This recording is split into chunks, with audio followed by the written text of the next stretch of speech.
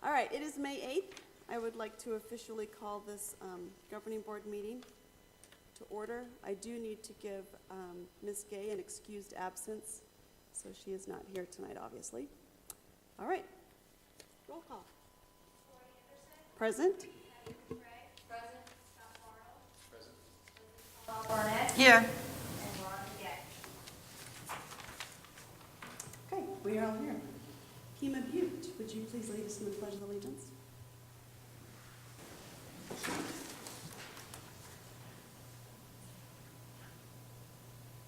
I pledge allegiance to the flag of the United States of America and to the republic for which it stands, one nation, under God, indivisible, with liberty and justice for all.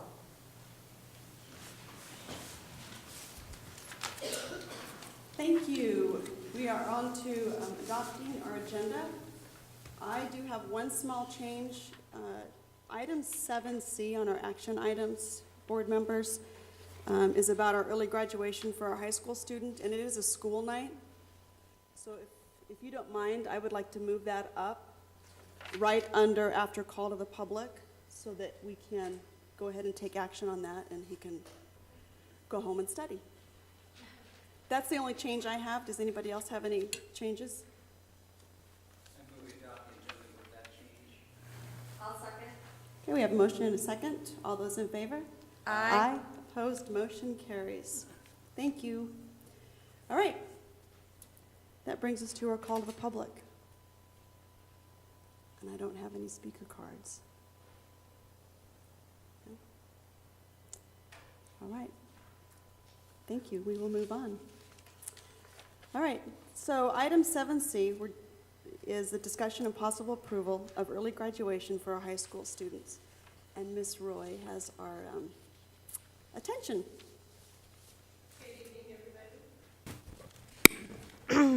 I'm Tara Roy, and I'm the junior counselor at Maricopa High School. And I'm here with Troy Burr, and he's one of our students. And he is requesting for early graduation this summer, actually. He is ranked 4th in the class of 2013, and I did submit his transcript, and you'll see on his AIM scores that he met all of his aims. He exceeded in his math and science. So I would like to pass on the mic over to Troy so he can talk to you a little bit about his aspirations and what he plans on doing after he graduates. Alrighty.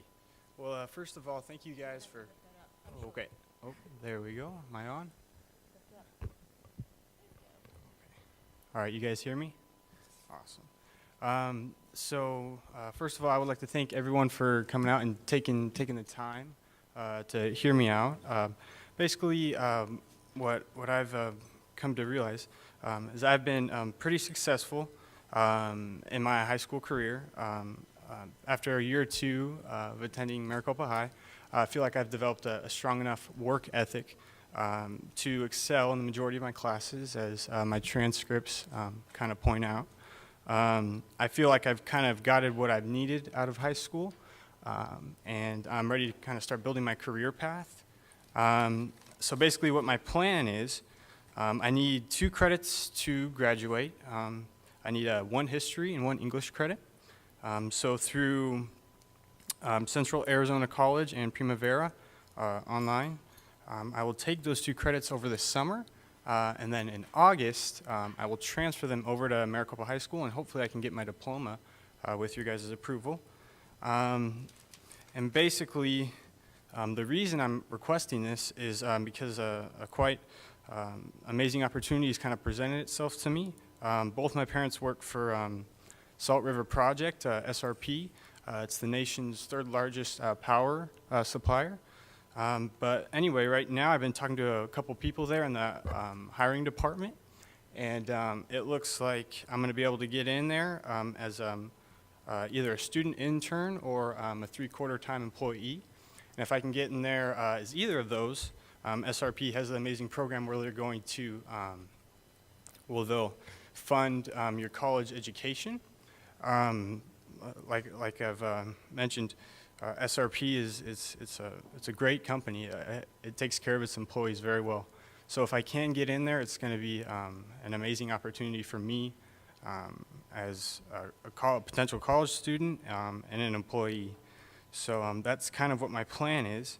And if I can have all that paid for and be working at SRP, from then on, I want to work my way towards getting an engineering degree. Hopefully I can become a mechanical engineer, and that job I can actually do at SRP as well. So it's kind of a cumulative goal for me, but that's kind of where I'm at. So thank you guys for hearing me out, and I appreciate it. Oh, are there any questions? I'm sorry. Apologize. A little antsy. No questions, just congratulations. Very impressive. Thank you. In awe of amazing. Terrific. Appreciate it. So, all right, seeing there's no discussion, no questions? Can we get a board picture though? First we'll take a vote and then we'll do it. I mean, that's pretty remarkable. Sounds good. Thank you. Appreciate All it. right, discussion, motions. I move that we approve early graduation for Troy. I'll second. Okay, we have a motion and a second. Any discussion? Okay, all those in favor? Aye. Opposed? Motion carries. Congratulations. Thank you very much, guys.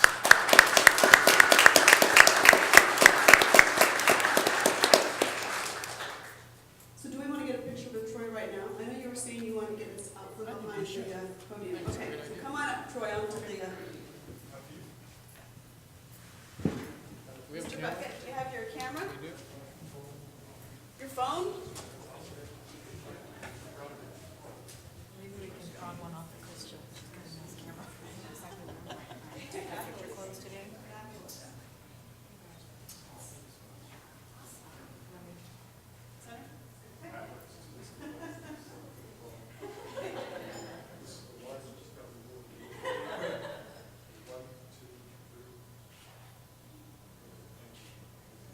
Thank you.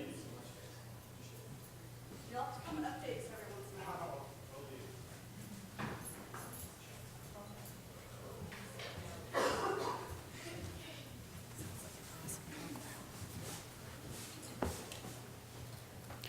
Good thing I wore pants tonight. We're going to surprise you every once in a while. All right, moving on, that brings us to our superintendent's report. Dr. Chestnut.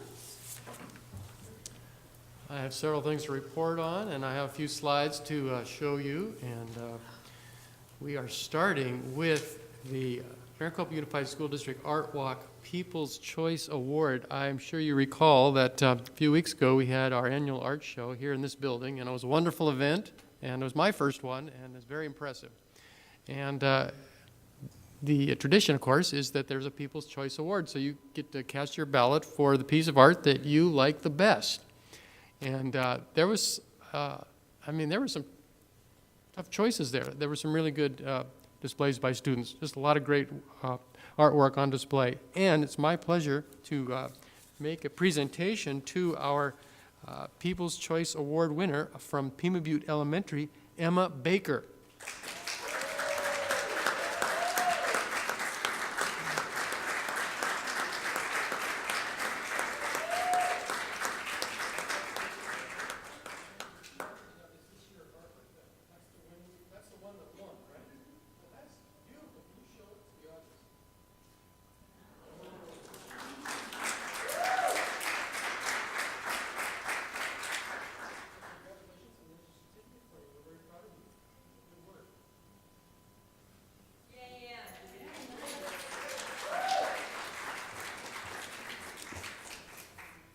And in addition to that, we had it was great teamwork by all of our teachers, of course, to get that work on display. And the two teachers that led the event or facilitated it, provided the leadership to make it happen, really did a super job, of course. And we want to present them with a certificate tonight and thank them for their good work in making the art walk happen. So Peter Ventrone and Chuck King, we have a certificate for you.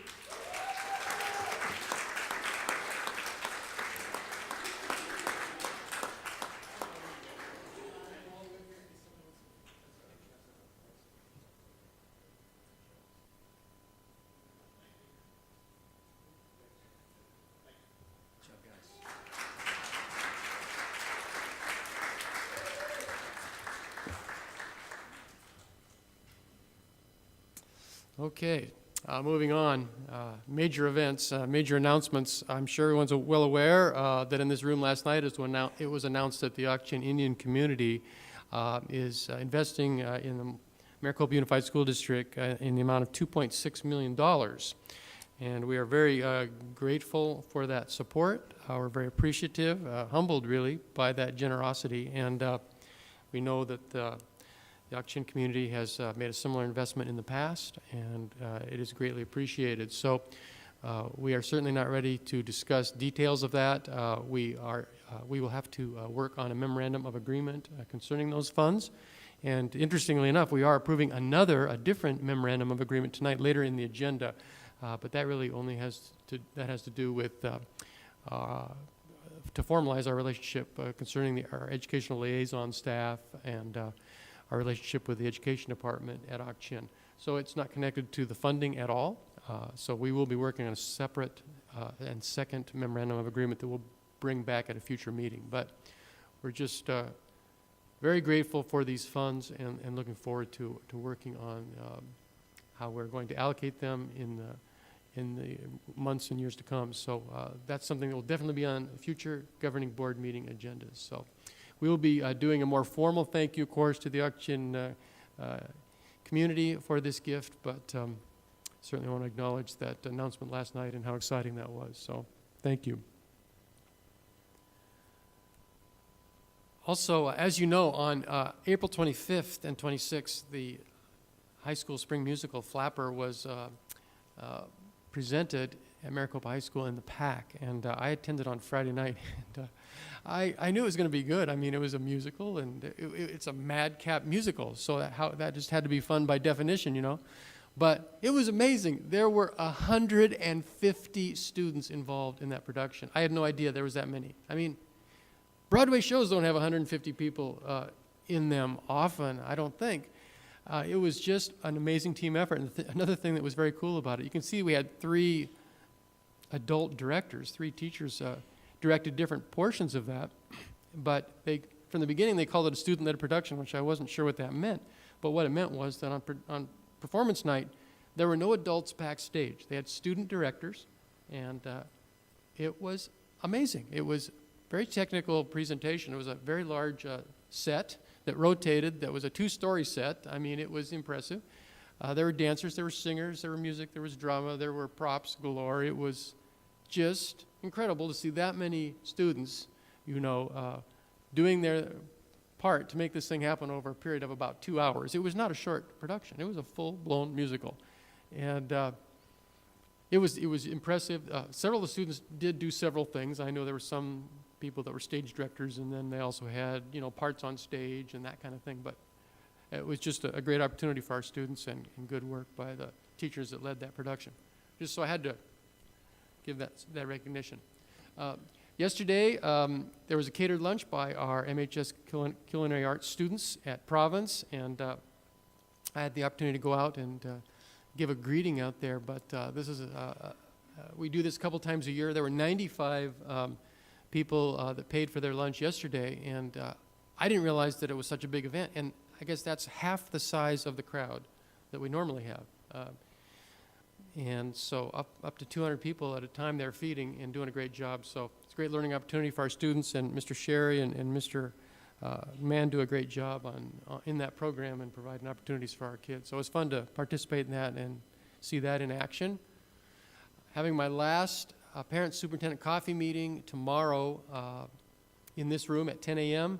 I originally planned to do a presentation at Santa Rosa, but we decided not to have the Santa Rosa presentation, so it'll be tomorrow morning, and I'll be giving a budget update. And then charter schools we're going to be talking about later on this agenda, so I want to have a little discussion with parents that are interested on that topic as well at that time.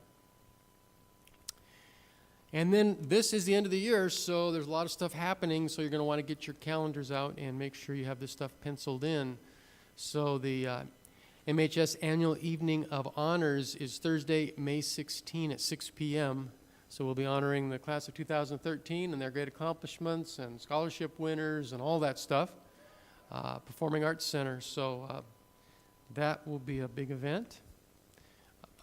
we will have the second annual 8th grade unification celebration for the class of 2017. And that will be Tuesday, May 21st at 7 p.m. And we'll be recognizing the promotion of Desert Wind Middle School 8th graders as well as Maricopa Wells Middle School 8th graders. And that will be in Rams Stadium. So you want to be there for that. And, of course, Maricopa High School graduation ceremony will be Thursday, May 23rd, beginning at 7:30 p.m. And that will also be in Rams Stadium. So, end of the year, lots of stuff happening, very exciting. So, yes. I'm assuming you want all three of those. Well, of course, but that's not always the case, you know. So you could email that to me or something. I think we would like to know. We'll post a quorum notice for those events just to err on the safe side and that kind of thing. Okay, thank you. Another exciting event will be our Best of the Best all-staff breakfast on May 24th at 8 a.m. in the PAC, and the governing board is invited to this as well. This will be our excellence recognition, and to be nominated for this, you have to have somebody nominate you, and you have to, as an employee, you have to be doing a good job in all four of these areas. Making a difference in student achievement, uncompromising excellence, service, and dedication. You can kind of see the code there that spells out MUSD. And item number 1 is for teachers and administrators, student achievement. Our classified staff might not, if you're driving bus, that may not be something you're able to contribute to. It might be, but it's not required.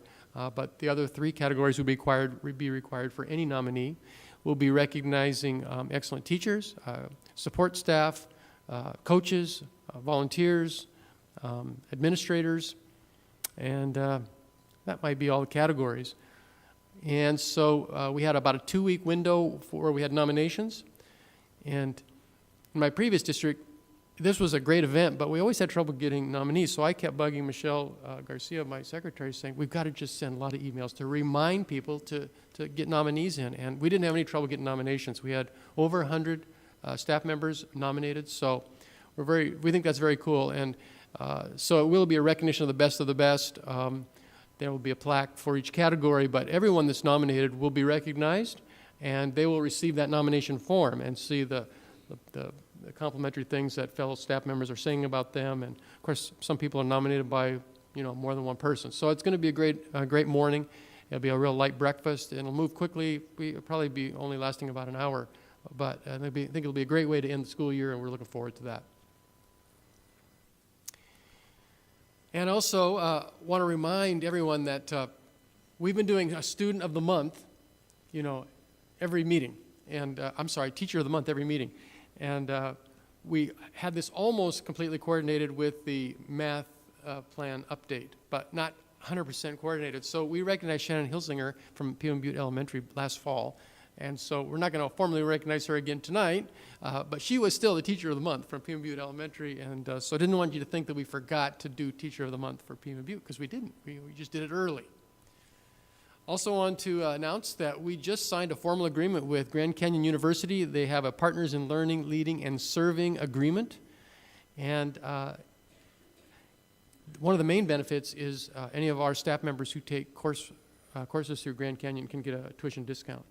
And there's several other things that they can qualify for just because we have a partnership with them, but it's just a good way, a good kind of a win-win. I think it gives a little publicity to Grand Canyon, to our staff, and benefits to our staff who might be participating in their programs. That's the kind of thing we want to promote with our staff. Also, I want to bring you up to date on the current status of our $1 million deficit reduction plan. We continue to work on this, and this will continue to be in draft form until we adopt our budget in July. But I did want to bring you up to date. You can see the bottom line, we're still over $1 million. We've added a few things to this list. The top one should look familiar. That's kindergarten being half day. You're familiar with that. The second item, reducing one elementary teacher. We as of today, to staff the elementary staff that we need, we can reduce one teacher at Santa Cruz just because of class size issues at 5th grade. Now, this is a number that probably will change by, the first week of school, second week of school, somewhere in there. But as of today, we will need one less elementary teacher, and so we're recognizing that as a savings as part of our deficit reduction plan. The next item is reductions at the middle school. The current total is $453,000, and partly we're just adding a few minor things. For example, we had 3 no-prep stipends last year at middle school. We know for certain we will not need next year. Been working on the middle school master schedule with Mr. Abel and with Dr. Veras, and so we know for a fact that that's an $18,000 savings right there. And so the rest of that list should look pretty familiar, but the current total as of today, and it could be different 2 weeks from now when we meet again, is $453,000 in reductions at middle school level. The next one, reorganization of Maricopa online staff. I mentioned that last time. That is the savings in salary and benefits to the counselor position that was in that program. We will not have that counselor. That position has been reduced for next year. The next item is not a savings, but we are not replacing the administrator in that position, in that program. And as you recall, that was charged to grant funds this year. So we can't count it as a savings to M&O budget, but I did want to mention it. New online provider, I mentioned that before. We're anticipating saving approximately $100,000. Could be a little more, could be a little less. We'll certainly be doing that new RFP. And then we anticipate at least a savings of at least $13,000 in elementary principal salary. Dr. Flores, being a veteran administrator in our district, was really at the top end of our salary schedule, and so we know that a new principal in that position will make less than he did this year, and that'll save us $13,000. And then we've reduced one clerical position at district office staff. So that's $1,200,000 in reductions as we have been looking at our staffing for ESS, Exceptional Student Services, our special education students. Our numbers are up at the elementary level.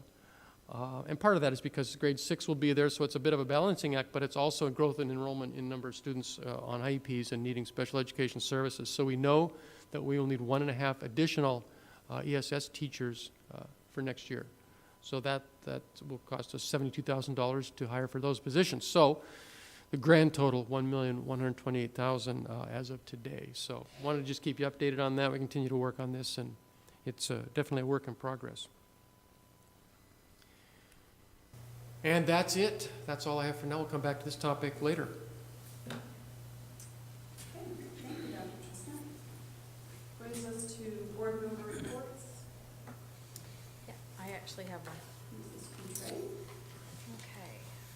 As some of us are aware, ASBA is going to be changing the way that they determine their legislative priorities and how they advocate for the school boards. So I attended a webinar. In the past, we've had to figure out in which areas they had broken it down, I believe, to 6 or 7 categories that you would have to determine if you wanted to submit something under a category. And then we had to pick our top 10 and send it in. And so, and by the time it got in, and by the time they did the legislative committee and they acted upon and chose which ones they wanted to go for, it was halfway through session. So it really wasn't working. So they've changed things a little bit differently now.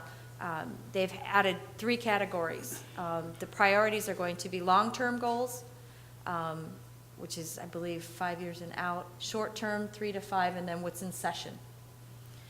And what they want districts to do now is to submit whatever we want them to start to, the legislative committee look at and what we want to advocate for. It can be as simple as fund full-day kinder, and it can be as elaborate as writing sentences on top of sentences to give to the legislative committee. These submissions have to be done by March 26th? Yep, 26th. Because the legislative committee will meet in June to determine which ones, and they will categorize our submissions on where they feel that they fit in. They do suggest that the governing board gets the input from staff administrators to find out if there's any issues that we should be submitting. So that's where we're at with that. So our next board meeting, if we probably have to put this on the agenda and figure out if we're going to have any submissions. 26th is the deadline? May 26th, for submissions. And then in June, is it in June? No. June is when the legislative committee meets, and then the delegate session, which is what I've been to the last few years, will be held now in September. It used to be held in the summertime. I will be serving on that legislative committee and we meet May, June Yeah. So you better pass ours. 8th. All right, priority. All right, anybody else? I do have a couple things. Mr. Bartle? Yes, I'd like to make a comment. Christian or Oz, whoever's back behind the wall there, would you mind going back to the superintendent's report slide and pull up the one with the Ocgen grant? Well, I know we're going to deal more with this later, but just to follow up on Dr. Chestnut's comments, and as this big seal is up on the screen, it really struck me that the slogans in their seal, equality for all, for a brighter tomorrow, excuse me, and just how awesome it is that the Occitan Indian community and their tribal council lives by those words. And if you guys were here last night or watched on TV, or encourage you to do so on the reruns from the city council meeting, the comments that Chairman Manuel and some of his council had were pardon me, very awesome. And the fact that the community is contributing, if you include what they're donating to the city, $10 million, it's an amazing amount of money for a community of less than 1,000 people. And their grants in years past to us have been part of the required contributions, if you will, as part of the state gaming compact, and this is strictly from the community itself, and just an incredibly generous, selfless act and donation, and but really shows the vision that they have and the partnership with all of Maricopa. So again, I just wanted to point out that the seal and thank them again for their contributions and helping not just the Occitan members in our school district, but the whole entire school district and all of the city. Thank you, Mr. Bartle. Couple things. This is Teacher Appreciation Week, so teachers, those who are here, those who are watching, thank you for all you do for our students and our communities. It's absolutely fantastic what you do. So I did have the opportunity to attend actually I've attended all the academic league, I call them sporting events. Huge turnout of parents, but this is its own little sport, and I don't know if you've ever attended, but every year it gets better and better. And I know that we are going to be presenting at the next board meeting, the 22nd, and acknowledging those winners, but these students and these kids study, and it's amazing what they do. And I know that, Mrs. Stengard and Mrs. Tiff, every year they organize it better and better. Phenomenal job. So I enjoy watching it, and I'm always on pins and needles. And so your question for tonight is, how many counties are there in the state of Arizona? That's just a sample of the questions that they ask. I know everyone's going, counties. So just a little tidbit, I can give you the answer, or I can email you the answer, but it's things like that. It's like, where do they know it? So our kids are absolutely phenomenal. So thank you for that. And then thanks to parents, but also Saturday night is the Education Foundation Teacher Appreciation Dinner. So if you have not bought your tickets, you can buy them at the door. It's $15 a person. So it's a nice way to say thank you to our teachers. It's going to be at the Dunes, and they're expecting a big crowd. So that's my announcements, other than thank you for being here and all that you do. So, is that it? Oh, okay. All right. We will move on to our information items and work study. Dr. Chestnut. Mr. Mayor, I've asked each school to come and give an update on their math improvement plan, so it's my pleasure to turn it over to Pima Butte Elementary and Principal Corinne Ledbetter.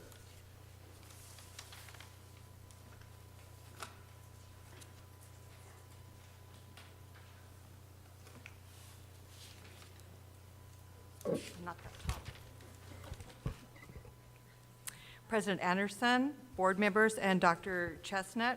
We would like to thank you for giving us this opportunity to present our math school improvement plan. I'd like to introduce our presenters. We have Mrs. Betty Graham, one of our fourth grade teachers. We have Denise Palmer, a third grade teacher, and Tammy Dyer, one of our kindergarten teachers. And we are so fortunate this year to have Melissa Geskow as our academic coach. Our opening slide starts with we are what we repeatedly do. Excellence then is not an act, but a habit. We feel that this quote reflects our efforts at Pima Butte, that each year we continue to improve and to present learning opportunities for our students so that they can achieve excellence. Oh, I haven't got to say it. Thank you. These are our elite SMART goals. I'm going to just, I'm not going to read them all, but I am going to read what is bolded in black. And our first one is teaching for a learning environment. We feel that that is crucial, and that Pima Butte will increase teacher effectiveness is one of our action plans that we had this year, and they did that through attending the staff developments that was offered through the district, and then others that were offered that they had the opportunities to attend. We know that, and I know, as I have seen, and also Melissa, as we go into the classrooms for our classroom observations, that we see our teachers applying what they have learned in these staff developments on a regular basis and increasing their effectiveness in our math instructional delivery and thus our student learning. The next goal that we have is our reading and language arts, which you think of just reading, but we know that our reading goals and our math goals go hand in hand, and in order to improve our math, we also need to improve our reading goals. The last goal on this slide is our parent involvement.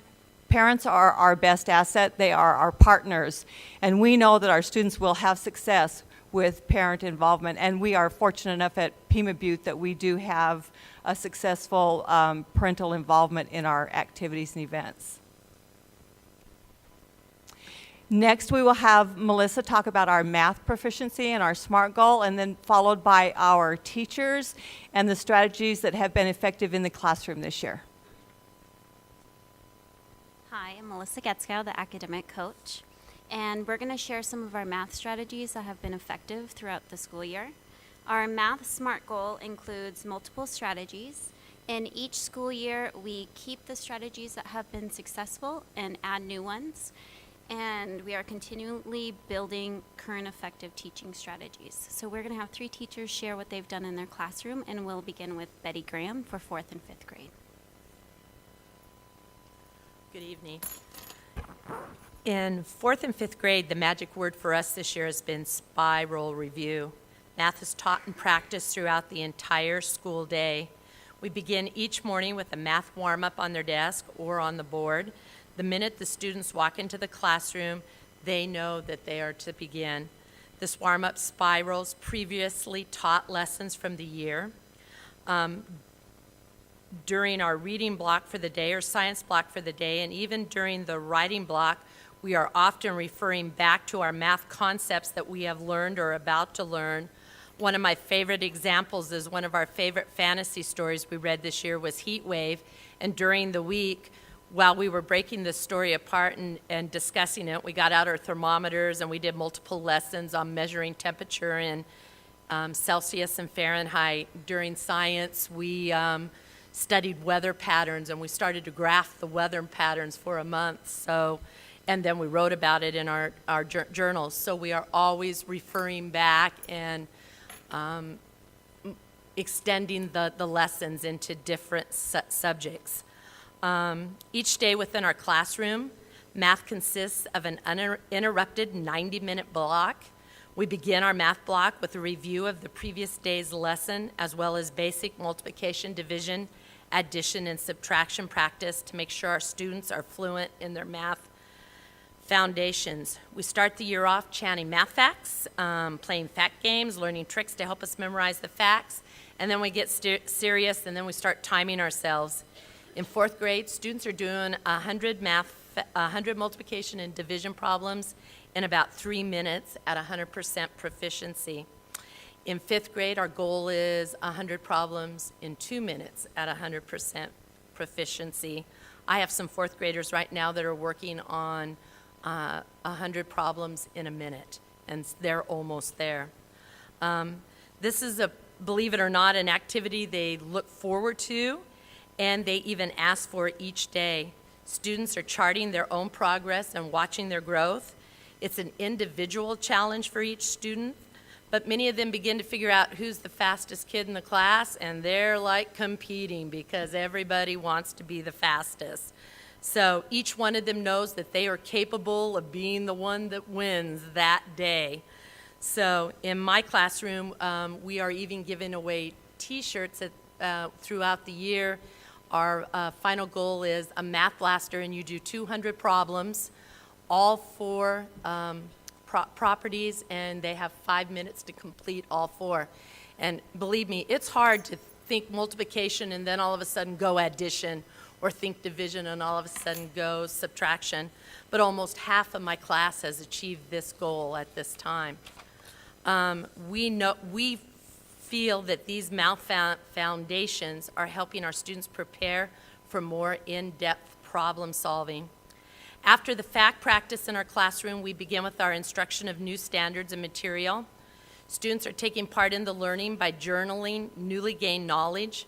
Vocabulary and the use of clear and precise academic language is an essential part of building the strong foundations needed for their math success. Once the students have been exposed to the new material through exploration or with our new Mimeo Teach boards and math talks, the teacher uses the time left to guide the students as they work through dozens of problems using the method that works best for each one. All students participate and use their whiteboards to solve problems, so we are able to quickly give an informal assessment of where they're at this time. The exploration and math talks have become very important because this is when the students can see that there's no right or wrong way to do one problem. Every student sees numbers in a different way, and that's okay. It also lets our students see that getting a wrong answer isn't the worst thing that ever happened. In fact, sometimes we even celebrate it because it gives us a chance to go back and look at what we did wrong and maybe even a better way to do it the next time. There are times when moving on to a new concept might not happen as quickly as we as teachers think it should, but between tutoring before and after school, a couple days a week, and good old spiral review, every student knows that success is possible for each and every one of them. It may not happen on the same day or in the same way, but it will happen. Lastly, our parent involvement is a must. Students are required to complete their homework each and every night, and with the support of their parents, this is a positive task. Parents sign off on homework and agendas, and this lets the students know that teachers and their parents are partners in their educational careers. Our students understand the importance of a good education and have high expectations for themselves in every grade level the minute they enter our campus. At Pima Butte, it's cool to be at school.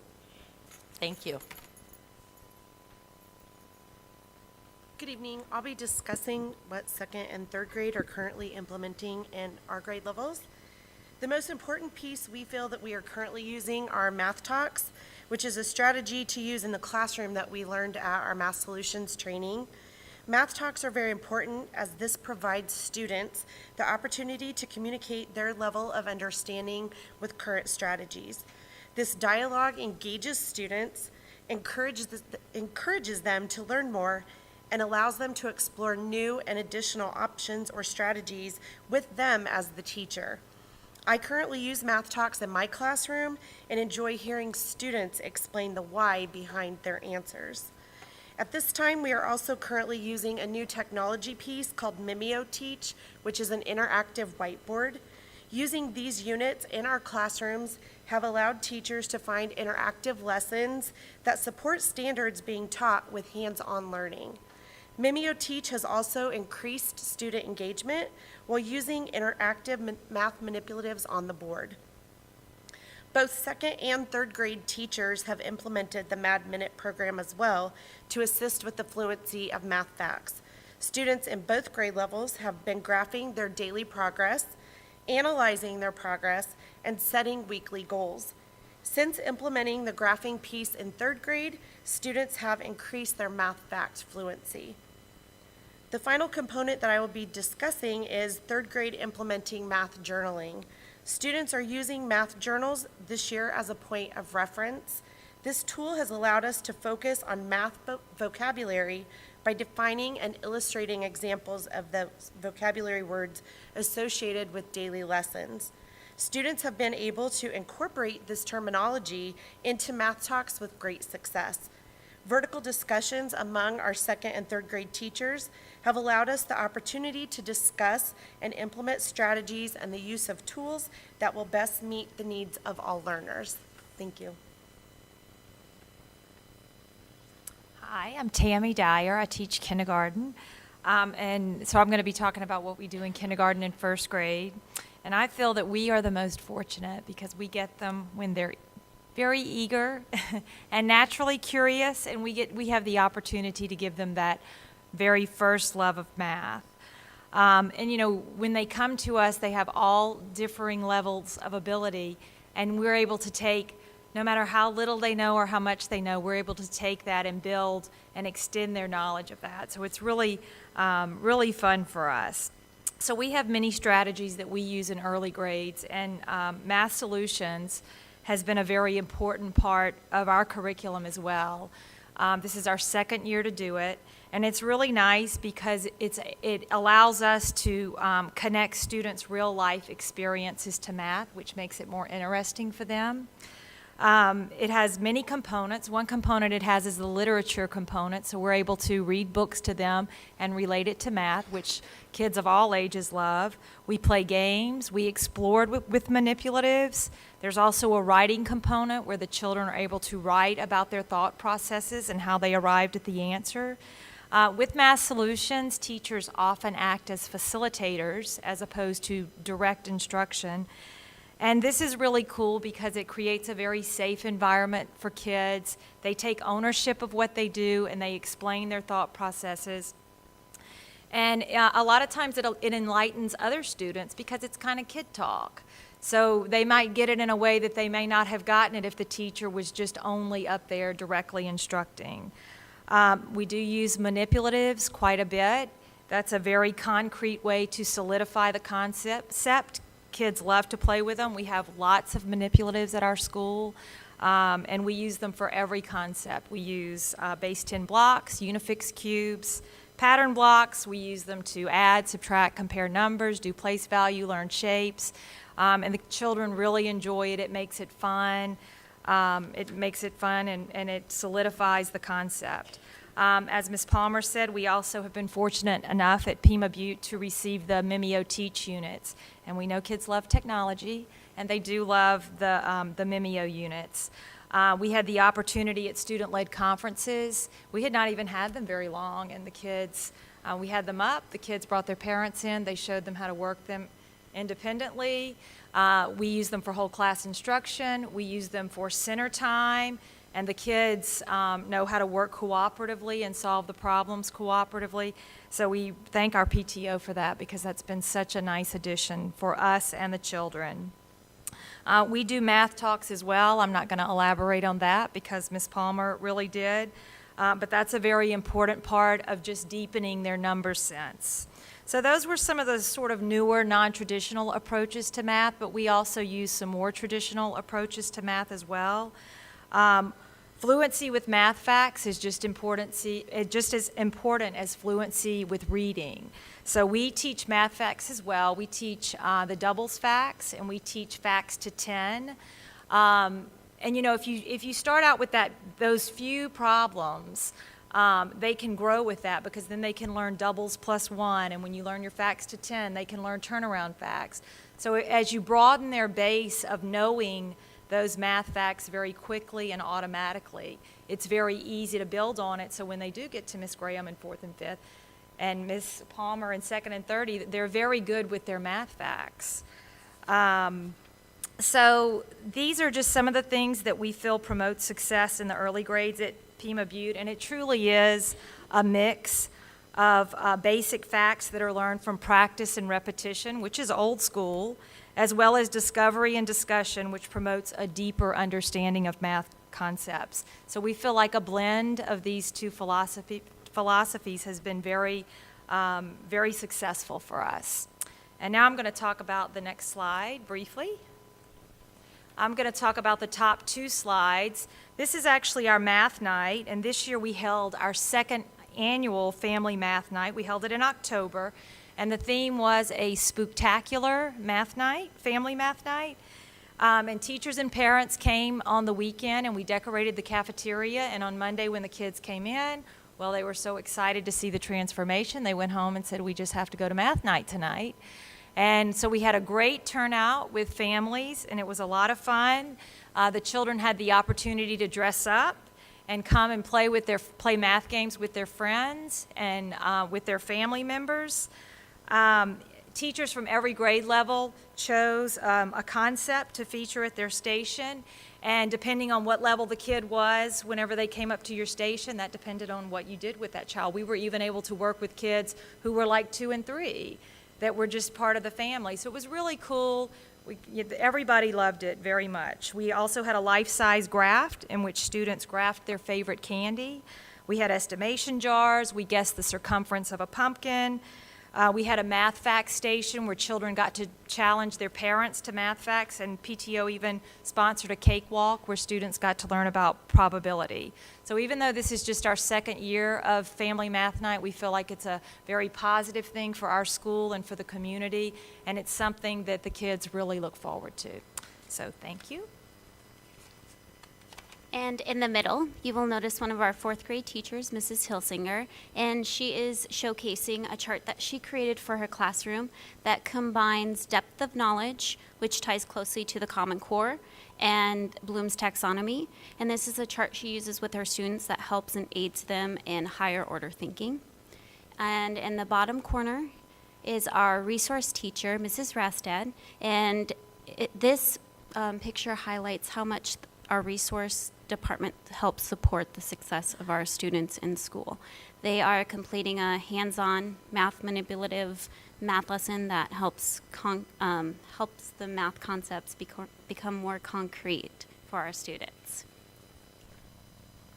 With all of these strategies that our teachers have implemented, we now want to see the effect of them.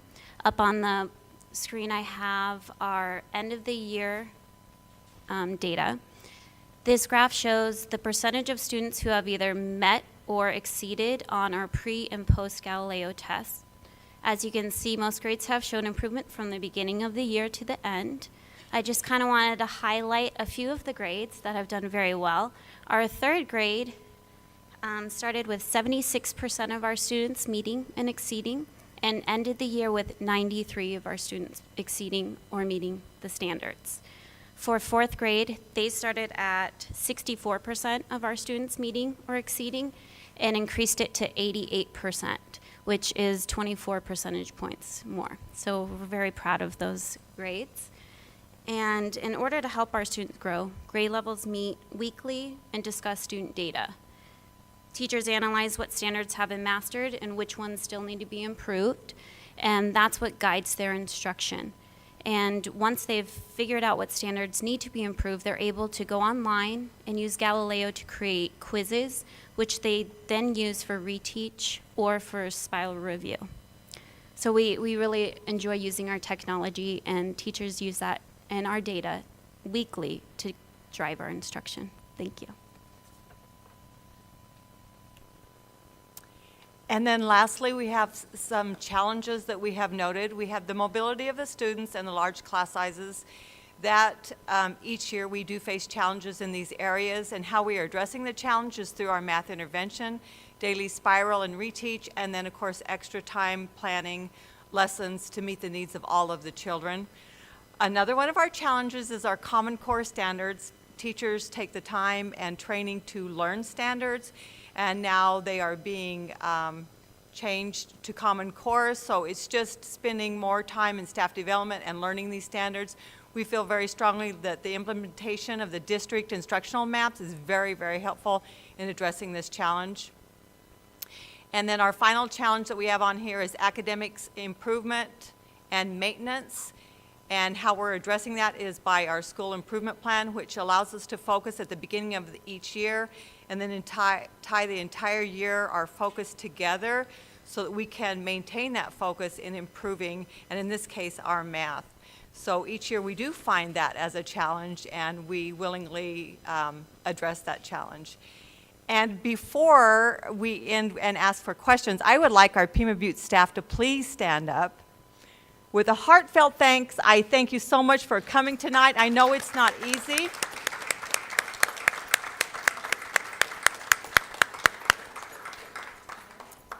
And as Teacher Appreciation Week, I hope that they understand and know that I recognize them every single day, and I appreciate them coming every single day and providing the best learning opportunity for our students. Now, do we have any questions? Pretty thorough. You're doing an amazing job. I think. And I want to thank our teachers that presented. Thank you so much.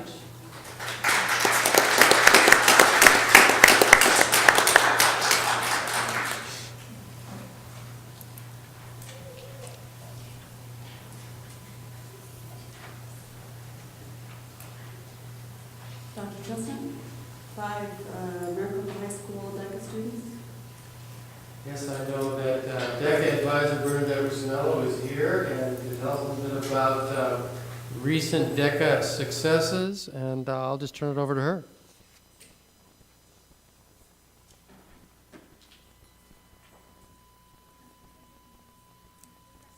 Good evening. Thank you for having us here tonight.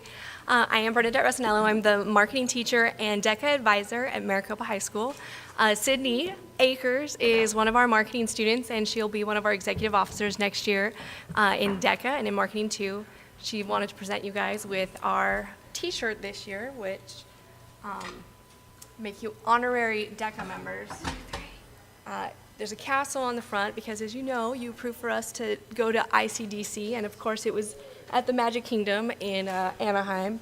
And on the back is our slogan, Maricopa High School DECA, the second happiest place on earth. So, and of course that was drafted by students in the marketing classes. Just to tell you a little bit about DECA, in case you don't know, DECA stands for the Distributive Educational Clubs of America. It's a CTSO, so a career technical student organization. It's been in existence since 1946, when it started as the distributive sales arm for FFA to sell like their farmed products to the public. Since 1946 and FFA, DECA's come a long way and has sort of re-imaged itself and rebranded itself to grow with our growing economy. So now it's really an organization that's just focused on emerging leaders and entrepreneurs in marketing, finance, management, and hospitality. I was like, I know, I left one out. So we have a dynamic marketing program at Maricopa High School. We currently have 2 sections of marketing, which hopefully next year will be expanded to 3. We do some interesting activities that really get kids involved hands-on with entrepreneurship. And one of those activities we do is called Market Day, where the students form independent, limited liability partnerships. They actually venture their own capital to develop a product. They sell their product on campus, and then they get to keep the profits that their venture earns. Sydney happened to be part of a Market Day group that grossed the highest number of sales that we've ever seen, in the 2 years that we've done Market Day. So she's going to tell you a little bit about what her group did. Good evening, everyone. My group consisted of 6 people. Before we started, our group had brainstorm ideas like, oh, we'll do socks, or oh, we'll do this. And we came up with the idea to do sweatshirts. So on the front, they were black hoodies, and it said Maricopa High School. We created our own font and logo. And then on the back, you could customize it for $5 extra and put your last name and number. So class number, sports number, whatever you wanted to do. In total, at the end, we had 6 group members, and we all left with $100 apiece. And before we started, we all agreed we'll each buy a sweatshirt beforehand so that we'll have it to show people. We did pre-sales, so to show people what they're purchasing. Another thing that we did during Market Day was we invested in the Square, which is an item that you can plug into your iPhone and swipe credit cards with. So instead of kids having to carry around $20, $25 to school, they just had their credit card and they could swipe and purchase that way. How many did you sell? Yeah, we sold about 95, 96 sweatshirts. All right. In addition, we've had lots of opportunities. DECA is the CTSO and marketing is the class, but they're really co-curricular. And so our students who are in DECA have the opportunity, our leaders get to go to DECA Olympics, which is a leadership camp that's in the fall. Then we were able to send 6 students this year that were interested in attending the Western Region Leadership Conference, which was in Seattle. Sydney actually went with us on that trip. She used the tax credit form and solicited just about everybody that she knew, and she raised incredible amounts of money just through that single thing, which I think was so great because that's entrepreneurship. That's kids applying the skills that they're learning in class and using that. In addition, we went to our regional competition. We took 31 students to regional competition. We brought home 26 medals. You guys want to show off your medals from that? All right. This is regional. There's just a few. And then of those 26 medals, then we sent 20 student finalists to state competition. We can send as many students as we want to state competition, but it does cost. So we have a tradition in our marketing program that only students who qualify through the regional competition then go on to state. And at state, we then had 9 students, but 11 events qualify for international competition. Matt Taylor, who is a senior in the marketing program, and actually it's his first year, it was his first year in DECA, took 4th place. Is it 4th place? Yeah, 4th place in state for his retail merchandising role play, and then he went to nationals where he competed. Unfortunately, even an entire state, 300 students from our state, one student made it on stage. Just the level of competition is so fierce. But Matt, and as well as our students Alex Cruz and Sarah Troyer, received certificates of excellence for scoring in the top 30% of their event. So that was a huge success for us. Just to tell you a little bit about our program, when I took over, we had 53 student members, and those were the students who were in class. Our office team met and said we want to run a membership campaign and see how we can increase those numbers. They set a goal of 107 members. I don't know why it was 107. It needed to be 100 so we could get the plaque. But they set a goal at 107, and I'm proud to report that we have 109 members in our Maricopa High School DECA CTSO. For that, we were recognized by International DECA with a membership pennant for our membership campaign, since we increased our membership by over 50%. And then at the state level,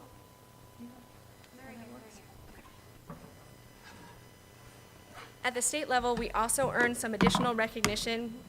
We were recognized as a platinum member of the DECA Scholarship Program for the fundraising we do and how we donate to the DECA organization, as well as we earned gold level chapter recognition. It was us and 3 other schools from the whole state who recognized this level of recognition, and this is for our participation in DECA events, for our membership, and then for the actual performance level of the kids within those events.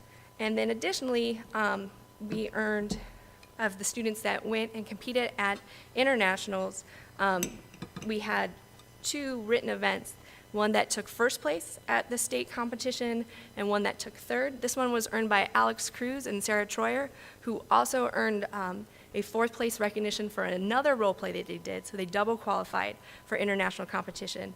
And this was for a buying and merchandising operations research plan. It's a 30-page business plan that they have to develop. And then this one was earned by Ashley March and Chelsea Gross for sports and entertainment promotion, and it's a 3rd place finish, and they also presented that event at internationals.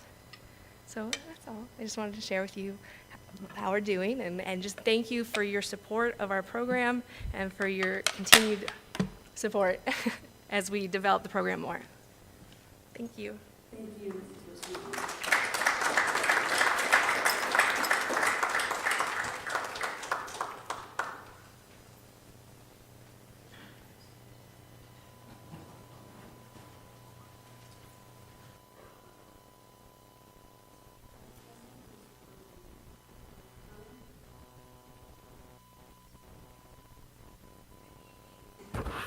Governing Board President, Ms. Anderson, Vice President Coutre, members of the board, Dr. Chestnut. Very simple presentation tonight. Wanted to give you a quick update on the ADE pilot evaluation and the training that we've been going through extensively for this last year. We are entering into our second year with ADE. This last year, we've had 5 pilot schools. We've had over 12 days of on-site training.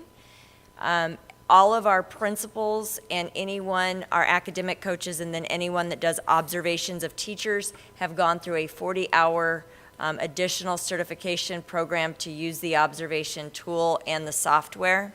We've had over 200 hours of data collection based on the performance measured now included in the evaluation. And it has opened ADE's eyes and ours as how much work we still have to do to build a comprehensive evaluation system that will meet the needs of our teachers to help them get to the next level of growth, and our principals. This next year, we are thrilled.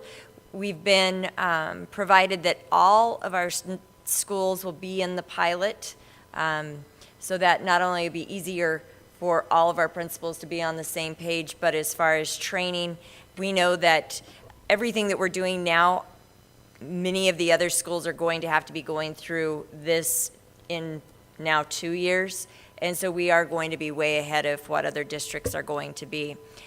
This next year, right now, it looks like we have 8 days of training. Our principals that are not certified yet will have to do their 40 hours of certification, and the data collection is a huge portion of that. It includes surveys, collecting Ames data from this year and last year, Azella, I could go on and on and on. The one major difference that we've encountered is that the new law states that every teacher, regardless of how long they've been in the district, requires 2 observations, whether they're continuing or not continuing. So that is extra workload on the principals to make sure that they get their 2 required observations.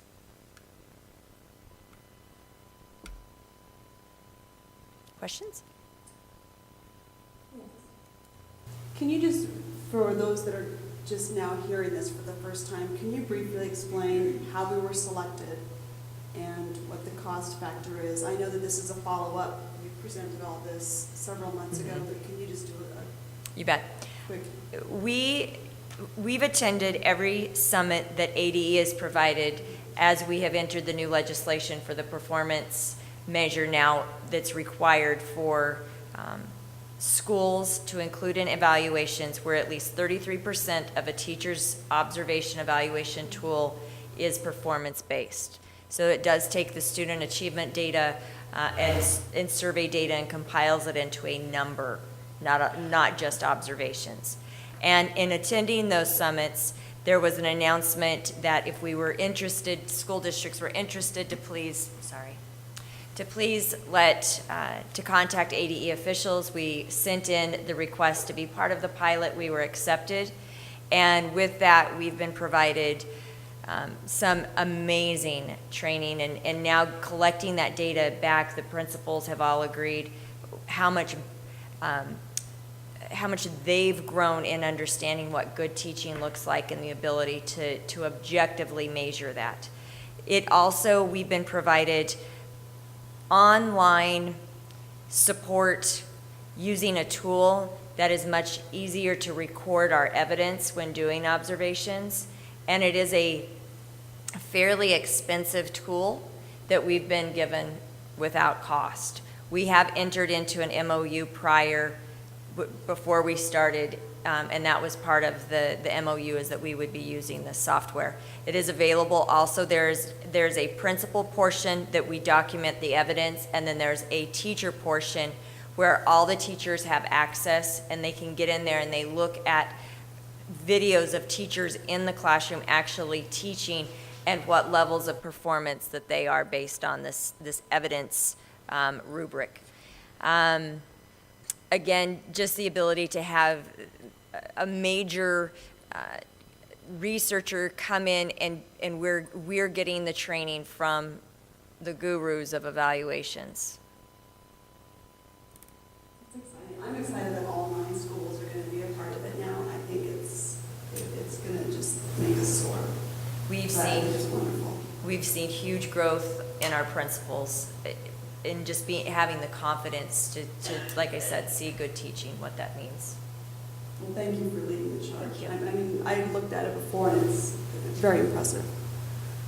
It takes the team, and because there's lots of pieces to the puzzle. Mhm. So thank you. Board, do you have any questions or? Thank you, Dr. Connolly. Welcome. That brings us to our financial report, which would be Mr. Roush. Does anybody have any questions, comments? No? Okay. Can I just ask Dr. Chestnut, sometime during the summer, can we ask, or can I ask for a follow-up on the bonding projects? There's 2 left on that list. Can we just get a follow-up on those and where we're at? Sure. Okay. That was my only question. Anybody? All right, moving on, that would be Dr. Chestnut, 5E, charter school options. Got a slide coming up here. As you know, charter schools are very much part of the public school landscape in the state of Arizona. And it's become fairly common in the last few years for public school districts to charter schools. Typically, that doesn't happen, but it is an option. And so I think it's something we need to discuss. I'd like to start that discussion tonight. And I think it's something we need to consider for the future. And if not in 2013-14, possibly the following year.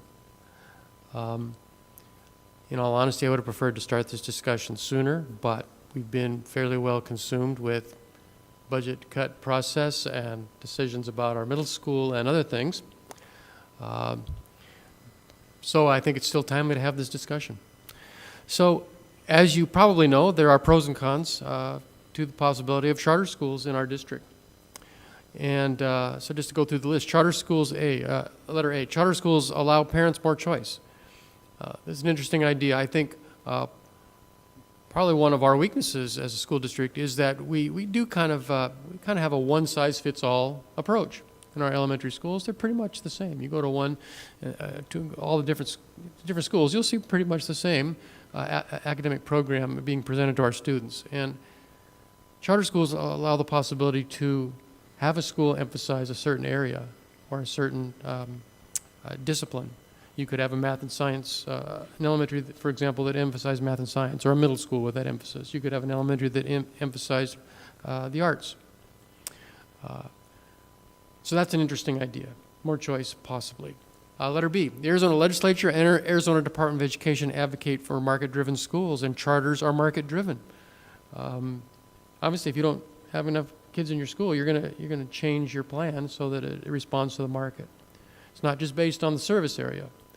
And that's an interesting idea. And Arizona's led the way with charter schools since about 1993, and we have the most of any state in the nation. And so it's something that is common here and something that I think parents are used to, and having those options and choices. Letter C, charters give more flexibility, and a 200-day school year is one example. We actually have that option as a school district, but it's an all or nothing thing. If we could have a 200-day school year, we would receive 5% additional funding from the state of Arizona for an 11% longer school year. And for a district of our size, that's sometimes, it might be, I don't know of any district in the state our size that's doing that. There may be one that I'm not aware of because I'm still new to the state of Arizona, but typically it's individual schools. Charter schools have this option. So in other words, if we had, say, 2 charter schools in our district, they could be on a 200-day schedule if they chose to be, and the rest of the district could continue on a 180-day schedule. Another example of the kind of flexibility that could be there. I'm not saying that would definitely happen. I'm just saying it's an example, a possibility. Letter D. Charter schools have a different funding structure, which is advantageous for our district. Charters are funded at a higher level. There are It's a different formula that is used. Charters don't receive soft capital funds and a couple other categories of funding that we do receive, but their base allocation is $1,000 to $1,500 more per student, which is a large amount of money, even after the offsets. Letter E, Governing Board Policy LBD authorizes us to sponsor charter schools. It's already a possibility given our current policy language. And letter F, I think another pro, is that charter school employees receive the same employee contracts, retirement benefits, et cetera, as other MUSD staff. So that wouldn't change. And so I think there are definitely some pros. Probably come up with a longer list, but that's probably a good starting place for discussion. Oops, wrong machine here. I need that.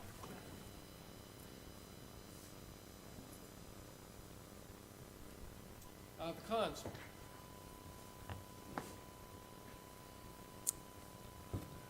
For 15 years, a charter cannot access state facility board funds for remodeling schools that are charters. So if we had one elementary school that was a charter school, we could make improvements with local bond funds, but we couldn't access state funds to improve that school,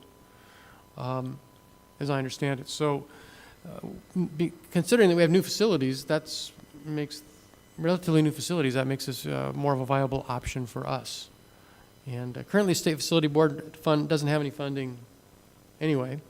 It hasn't for 5 years. It may take another 5 years before they start refunding schools. So I think that's a current reality as well. Letter B, current funding structure could change. The legislature could change the rules on this, but they haven't thus far. Letter C, not eligible for bond elections and override elections. Funding from those sources wouldn't be applied to charter schools. And D, not eligible for transportation funds, soft capital, or unrestricted capital. Those are the different categories. Mr. Roush is in the process of preparing a formal document showing the comparison between what a charter in our district would generate on a per pupil basis compared to current state funding.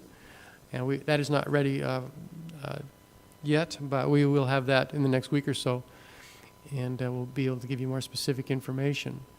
I think that it's something that as a district we should consider. It's becoming very common in the state. Vail has a couple charter schools. They're planning on adding 4 more next year. Paradise Valley is considering charter schools, a handful of charter schools next year. Casa Grande Elementary is considering adding 1 or more next year. Benson, Cottonwood Oak Creek, others. I mean, there's just a fair number around. And so what I've asked the I've asked the principals to talk to parents about this and get some feedback.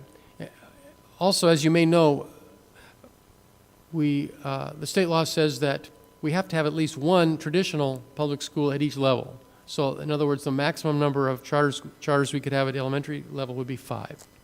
And at middle school, the maximum would be 1 because we'd have to have 1 that would be a standard public school. And then at the high school, that wouldn't be an option for us because we only have the 1 high school. So I've asked the 5 elementary principals, the 2 middle school principals to get some feedback from staff and from parents this next week so that I can bring that feedback to you in 2 weeks and we can continue this discussion. If we are interested in pursuing this, we would want to pass a board resolution and approve a charter prior to June 30th, and then get those documents on file with the State Board of Education. The funding mechanism really wouldn't change much in the first year. The way the law is written, you only would receive the additional allocation of funds of $1,000 to $1,500 per student for new students to that school. So pretty much for an elementary, that would just mean kindergarten students. We're the only ones that would see the additional funding. In the second year, though, every student in that school would be eligible for the charter school funding formula that is funded at a higher level. So that's kind of a phase-in process. Considering that it's May, I think that we would pass, what we would probably bring to the board, let's say we are interested in having two charter schools. We decide we're going to have 2 elementary charters.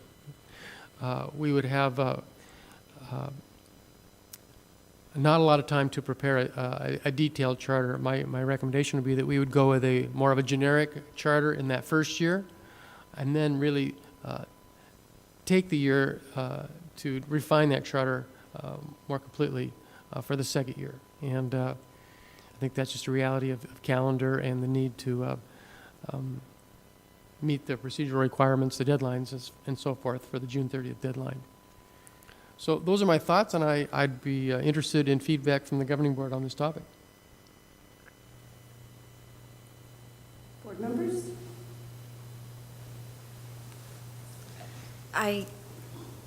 If we were to, let's change to have 2 elementary charters, does that mean then we'd have to officially close the school and then create it as a charter? As I understand it, no. It would just be a matter of there has to be a board resolution approving a school to become a charter, and there would have to be the board approval of the charter document for that school. This governing board would continue as the governing board for that school. It wouldn't be considered a school closure. It would just be a rebranding, if you will. I don't know how else to describe it, but that's the process that other districts have gone through. And it would be included in everything that MUSD is included, it would be part Yes. of MUSD 20? That is what I would recommend. Obviously, I think there's a range of options that a district could choose from, but what I would recommend and envision is that that school would be just pretty much treated the same way it is now. It is just programmatically, the principal and staff of that school are going to just have a little bit more control in the sense that they're going to be responsible for the charter of that school and developing that program over time. Transportation funds are not part of a charter, but would we still provide transportation? Because even some of our elementary schools, I mean, I know it'd be a school of choice, but even our elementary schools, we have buses that will bring the kids there. Right. The other public school districts that have created charters that I've been researching have continued to provide transportation. Cave Creek is a good example. And Mr. Roush is still crunching those numbers, and he kind of did a preliminary look at that and feels that with our current transportation formula, we can continue to provide transportation. And we would continue to provide it in the same manner that we do now. That would be the goal, and we have to further research that, but that's the preliminary thought that's not going to be a problem, and hasn't been for other districts. And the funding, we would just get the normal funding that we would get for the students in there, and then the increased funding would be the following year? I'm Correct. kind of confused about Yeah, the that's a little funding part. confusing. The first year, you only get the higher charter school funding for students new to that building. So it's just the same level as what we would be getting if it was just a normal school? Correct, except for kindergarten, for the new students. And I think you probably, I assume sixth grade would be included because we didn't have sixth grade this year. But it's our current enrolled fifth graders, so they wouldn't be new enrolled. They're not new. Yeah, it's possible that may not fly with sixth grade. We could ask that question, though. We'd definitely ask that question. Dr. Chestnut, what does a general charter school look like? I mean, I know that there's magnet charters out there that are focused, but what would a general charter school look like? I mean, what would they see in a general charter? That's where I wish we, had started this discussion maybe back in November. And then I think we'd have a really good answer to that question because the board could have approved the charter. We could have taken a year to develop that. We do have a timing problem that I acknowledge. We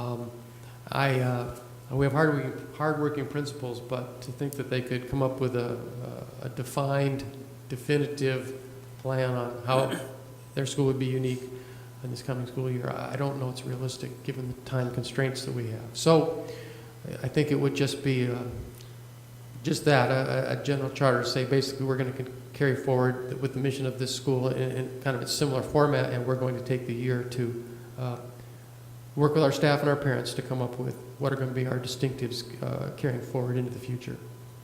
I think that's the way I would approach it.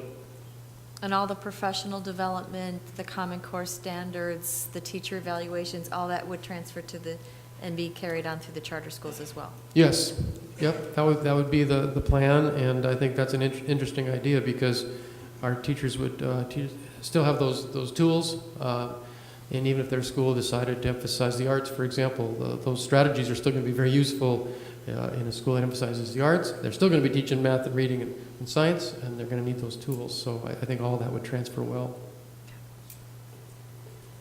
Okay, I have a list of information that I would like in order to make a better decision.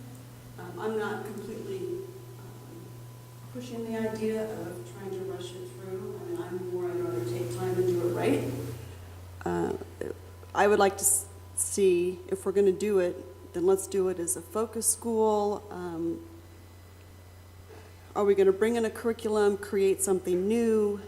I'd like to see an explanation of the difference between a magnet school and a charter school.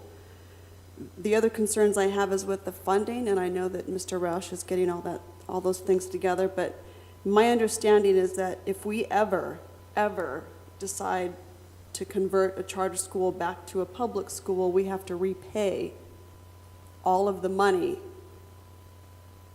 that we got extra as a charter school. In the first 15 years, that's correct. So I have a concern with that. I also have a concern with the fact that we will not see the money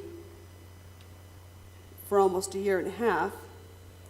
So, do we have the money in our budget to be able to do that? So there's just a lot of details to work out. I mean, there's lots of options out there, and I would just like to see more details before we rush it through. I'd rather do it right and make it something really special where we want to bring kids from out of district that actually want to go there. So those are my concerns. Information I would like I would like more. I mean, I know that I was a part of when Tucson converted one of their elementary schools to an adventure-based charter school. There's the basic school, which is extremely successful. So I would like to see some of those things. Is it better for us just to bring one of those in or do our own?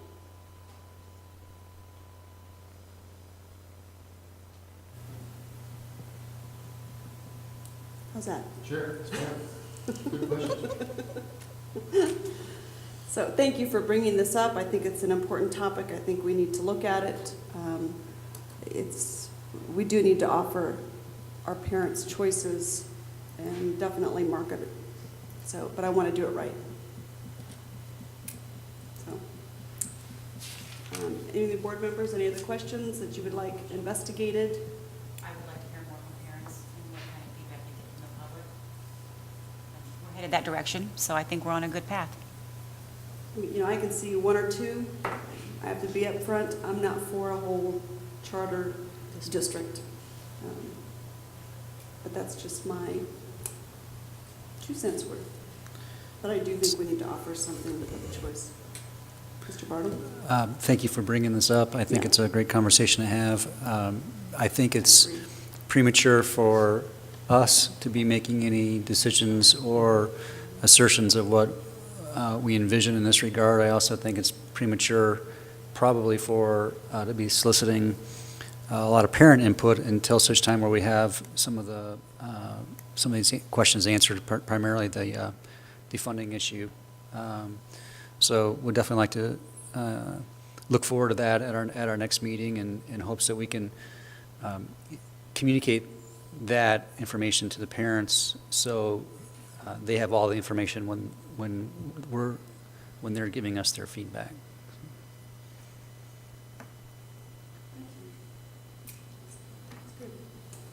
All right, that brings us up to 5F, open enrollment policy, and that would be Dr. Chestnut.